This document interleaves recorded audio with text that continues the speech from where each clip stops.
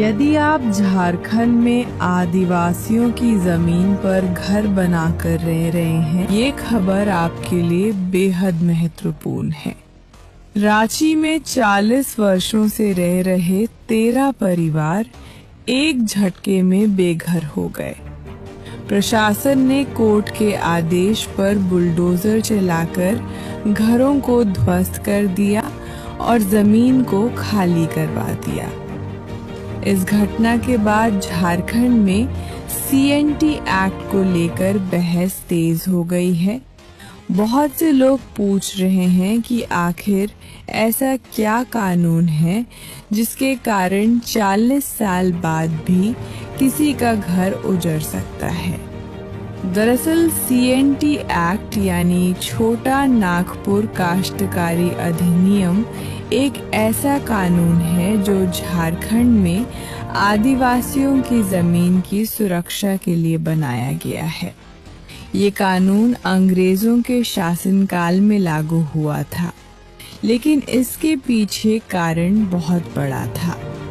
बिरसा मुंडा और उनके साथियों ने उलगुलान के दौरान जो संघर्ष किया, उसी संघर्ष की जमीन पर आदिवासी जमीन सुरक्षा के लिए ये कानून अस्तित्व में आया। सीएनटी एक्ट के तहत आदिवासी खतियान की जमीन को गैर आदिवासी व्यक्ति खरीद नहीं सकता। चाहे कोई व्यक्ति रजिस्ट्री करवा ले, चाहे उसके पास डीड हो, म्यूटेशन हो या रसीद कटती हो, लेकिन अगर जमीन का मूल खतियान आदिवासी का है तो वो जमीन गैर आदिवासी की कभी नहीं मानी जाएगी। सबसे अहम बात ये है कि झारखंड में आदिवासी जमीन पर गैर आदिवासी का मालिकाना हक कभी स्थायी नहीं हो सकता। चाहे कोई व्यक्ति 50 साल रहे, 100 साल रहे या 200 साल तक कब्जा बनाए रखे, कानून की नजर में असली मालिक वही आदिवासी रहेगा जिसके नाम जमीन का खतियान दर्ज है।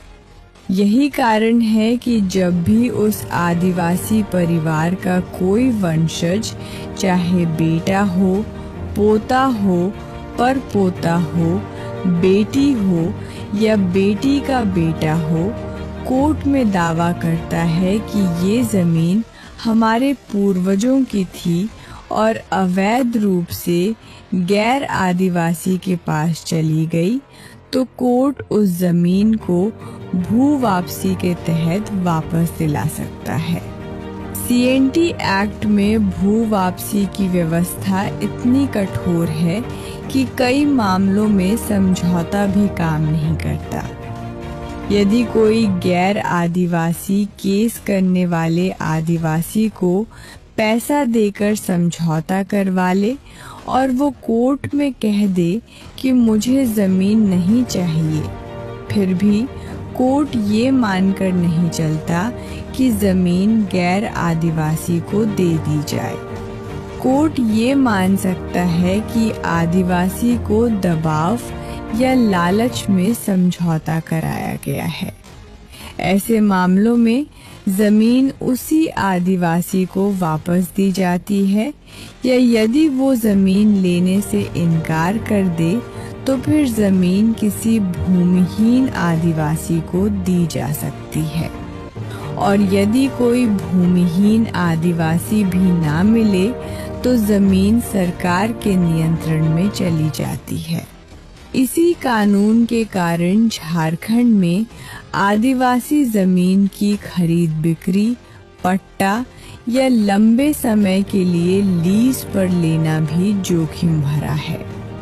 आजकल कई लोग 99 साल के लीज पर आदिवासी जमीन लेकर होटल, मॉल और रिजॉर्ट बना रहे हैं। लेकिन कानून विशेषज्ञों का कहना है कि यदि खतियानधारी आदिवासी का कोई वंशज भू वापसी का दावा कर देता है तो वर्षों बाद भी वो जमीन वापस जा सकती है।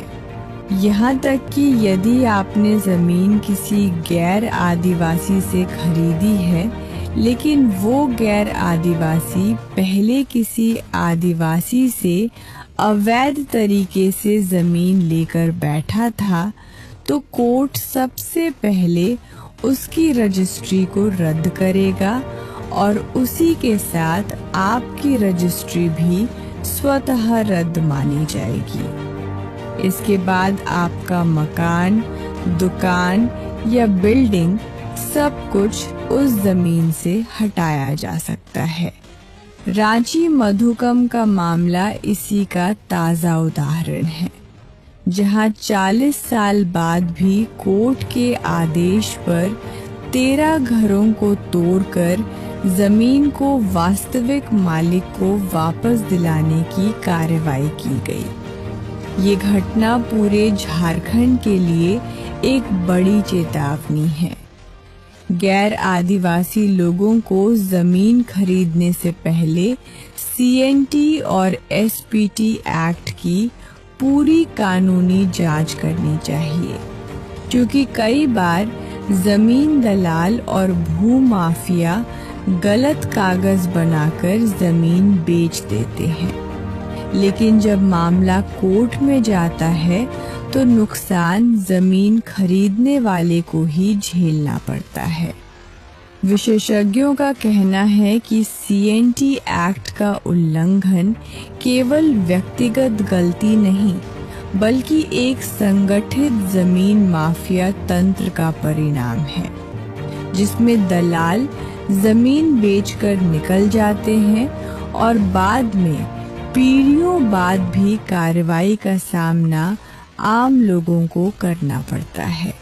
इसलिए झारखंड में रहने वाले हर व्यक्ति को ये समझना होगा कि आदिवासी खतियान की जमीन चाहकर भी गैर आदिवासी खरीद नहीं सकता, और अगर किसी तरह खरीद भी लिया तो वो जमीन हमेशा विवाद और कार्रवाई के खतरे में रहेगी। ये कानून झारखंड में आदिवासी समाज की जमीन, पहचान और अस्तित्व की रक्षा का मजबूत कवच है, और इसी कानून के तहत वर्षों बाद भी अवैध कब्जे हटाए जा सकते हैं।